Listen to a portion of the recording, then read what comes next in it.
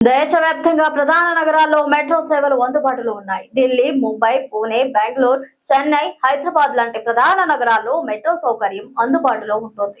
జనాభా ఎక్కువగా నివసించే సిటీలలో మెట్రో సేవలను ప్రభుత్వాలు అందుబాటులోకి తీసుకొచ్చాయి.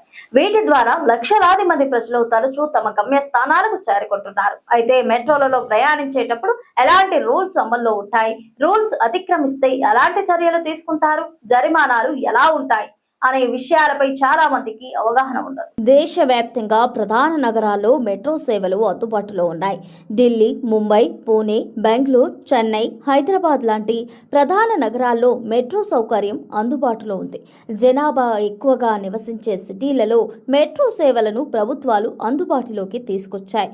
వీటి ద్వారా లక్షలాది మంది ప్రజలు తరచూ తమ గమ్యస్థానాలకు చేరుకుంటున్నారు. అయితే మెట్రోలో ప్రయాణించేటప్పుడు ఎలాంటి రూల్స్ అమల్లో ఉంటాయి, రూల్స్ అతిక్రమిస్తే ఎలాంటి చర్యలు తీసుకుంటారు, జరిమానాలు ఎలా ఉంటాయి అనే విషయాలపై చాలా మందికి అవగాహన ఉండదు. మెట్రోలో ప్రయాణించేటప్పుడు అందరి భద్రత, పరిశుభ్రత కారణంగా నిబంధనలు పాటించాల్సి ఉంటుంది.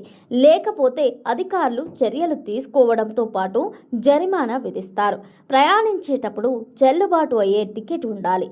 టికెట్ లేకుండా ప్రయాణించడం లేదా ఒకరి టికెట్ను ఇతరులు ఉపయోగించడం నేరంగా భావిస్తోంది.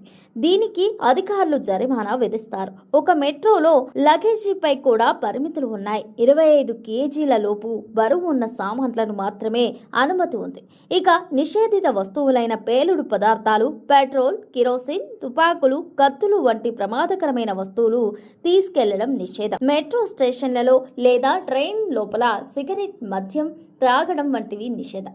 ఇలాంటి చర్యలకు పాల్పడితే మెట్రో అధికారులు పోలీసులకు ఫిర్యాదు చేస్తారు. దీంతో పోలీసులు మీపై కేసు నమోదు చేస్తారు. ఇక తోటి ప్రయాణికులకు అసౌకర్యం కలిగించేలా ప్రవర్తించడం, పెద్దగా అరవడం లాంటివి నిషేధం. ఇలాంటి చర్యలకు పాల్పడితే చర్యలు తీసుకుంటారు.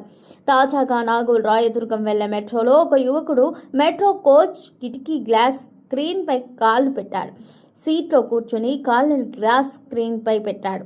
దీంతో అధికారులు 250 జరిమానా విధించారు. అలాగే పోలీసులు కేసు నమోదు చేశారు. మెట్రోలలో నిబంధనలు ఉల్లంఘిస్తే స్థానిక రాష్ట్రాల చట్టాల ప్రకారం చర్యలు ఉంటాయి.